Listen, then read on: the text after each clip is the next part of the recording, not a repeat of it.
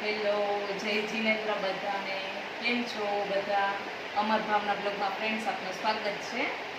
અત્યારના વાગ્યા છે 2. હવે આપણે આજ મેં કાંઈ બીજું બપોરના બનાવ્યું નથી. સેટરડે છે એટલે અમરને આમ ઓફ હતી, પણ થોડું કામ હતું તો બહાર ગયા હતા. એટલે મને આજે ઈચ્છા થઈ હતી વડાપાઉં અને દાબેલી ખાવાની. તો બરોડામાં એક જગ્યાએ આમાં નજીકમાં જ છે, બહુ સરસ બનાવે છે વડાપાઉં અને સાથે મરચી આપે છે. સો ફ્રેન્ડ્સ, તમે જોવો આ બધી મરચી આવી છે આપણે વડાપાઉં અને દાબેલીની સાથે. આપણે જામનગરમાં કેમ મરચાં આપે દાબેલી ભેગા, એની ચટણી ફ્રેન્ડ્સ. એક તો આ છે ને, આ લોકોને ચટણીની ગાંઠ મારતા બહુ સરસ આવડે, કે સામે વાળો ખોલી જ ના શકે તરત. સો જો લીલી, મીઠી, ગાર્લિક વાળી બધી મિક્સ છે ચટણી ફ્રેન્ડ્સ. આ ચટણી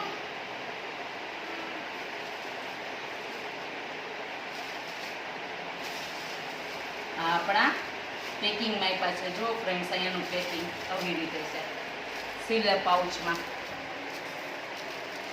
આ આપણી દાબેલી. દાબેલી મને બહુ ભાવે ફ્રેન્ડ્સ. મને શું નથી ભાવતું, મને આ બધું બહુ ભાવે. આ વડાપાઉં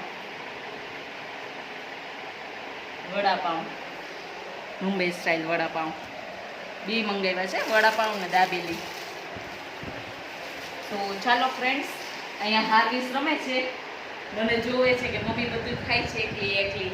હાર્વિસ, જય જીનેન્દ્ર કરો ને. જય જીનેન્દ્ર, જય જીનેન્દ્ર.